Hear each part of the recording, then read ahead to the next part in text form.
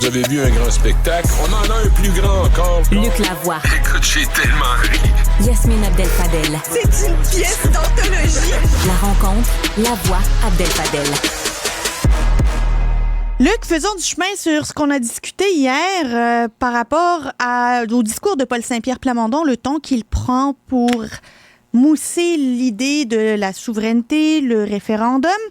Et aujourd'hui, puisqu'il a été accusé d'être un radical par Marc Tanguay, M. Saint-Pierre Plamondon persiste et signe. Il rappelle, lui, les exécutions et les déportations de francophones. Oui. On devait parler du budget qui va être présenté aujourd'hui. Mais ça, c'est une nouvelle qui est sortie à 13h53, donc il n'y a pas très longtemps. Et je dois dire que j'ai comme sursauté. Parce que je voyais en Saint-Pierre Plamondon quelqu'un qui allait calmer le jeu un peu. Et je le cite, ouvrez les guillemets. L'histoire du Canada est une histoire d'assimilation.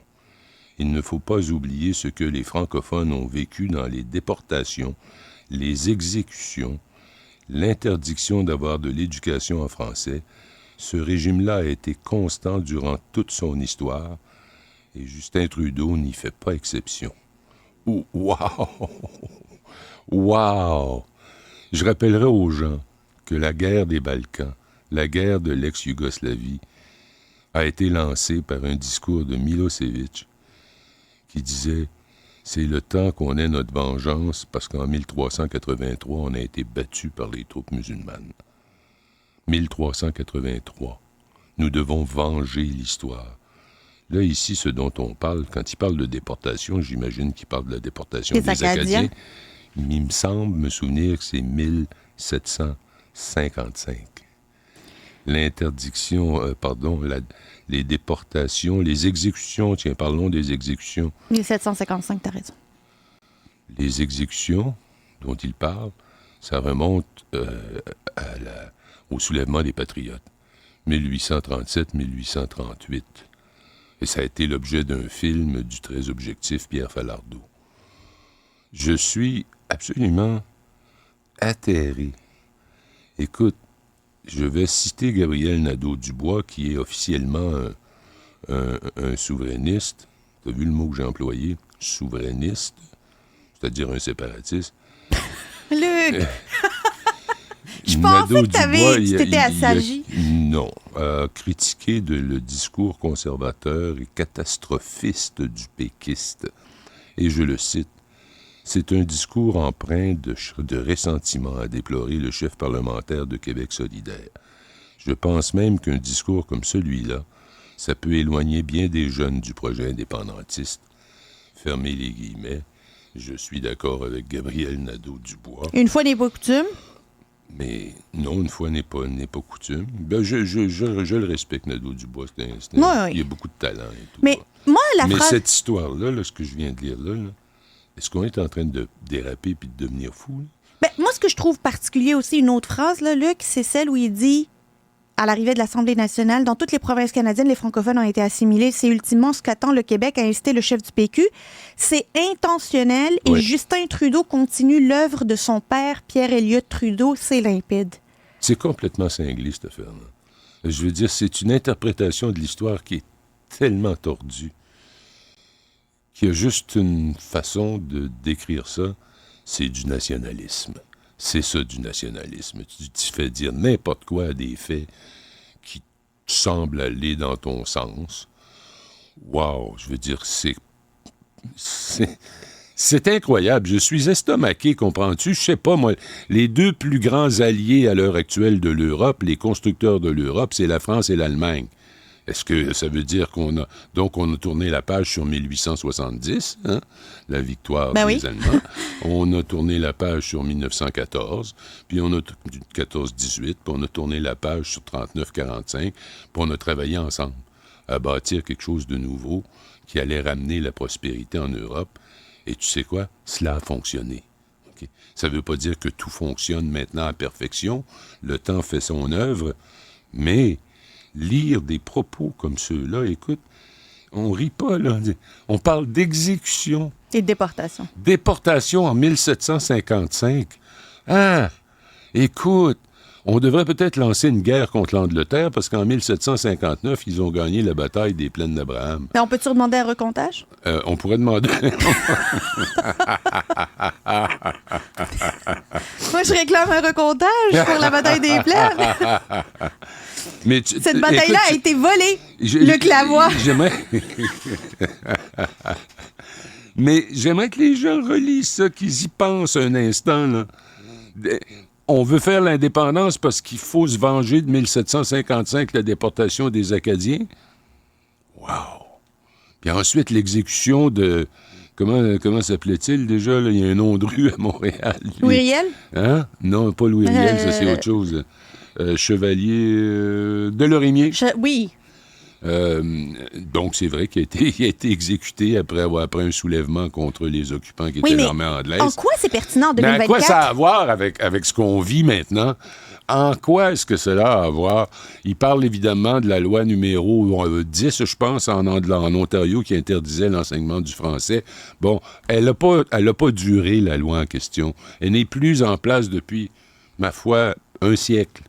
Ça veut pas dire que ça n'a pas été un combat glorieux, mais c'est ça, la réalité. Mais on dirait qu'il veut se battre contre Durham. Ouais, c'est ça, Lord Durham. Là, ça, c'est le rapport Durham que le rapport de tous Durham, aujourd'hui. c'est ce qui explique notre humiliation permanente. Et au moment du rapport Durham, il faut savoir que le réseau téléphonique n'existait pas, alors personne n'a pu penser au 1-800 humiliation. Parce que... Plus que la voix. Ben écoute, c'est vrai, non, mais c'est à la limite dangereux.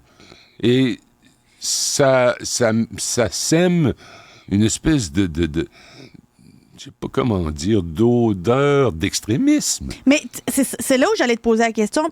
T'es-tu d'accord avec Marc Tanguay quand il dit qu'il est radical? Ben mon Dieu Seigneur, le mot est faible. C'est un euphémisme dans ce cas-là. C'est c'est de l'extrémisme.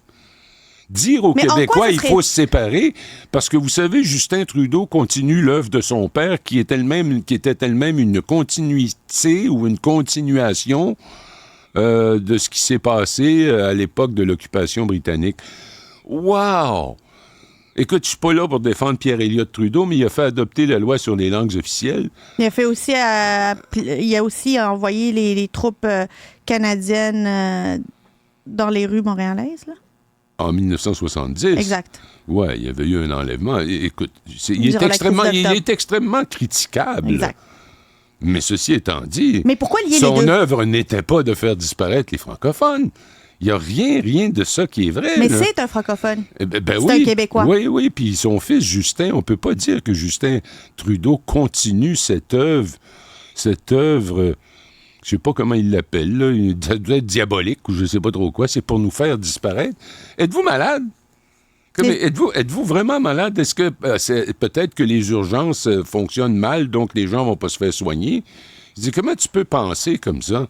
Comment tu peux dire à des gens, faites-moi confiance, je suis un élu qui représente vos intérêts à la législature, et puis je vous le dis, là, faut faire l'indépendance à cause des exécutions, puis des déportations, puis...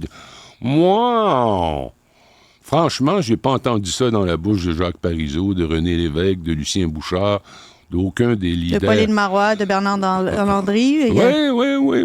Même si Landry, parfois, a été loin, il n'a jamais été aussi loin que ça. Tu sais, il avait sorti son histoire de chiffon rouge dans le temps là, pour ridiculiser un peu le drapeau du pays. Mais à côté de déclarations comme celle-là, je suis bouche bée. Mais si on revient à l'histoire là, de tous les pays du monde, il y a eu des déportations, il y a eu des exécutions, il y a eu des pages noires dans l'histoire de bien des sûr. pays.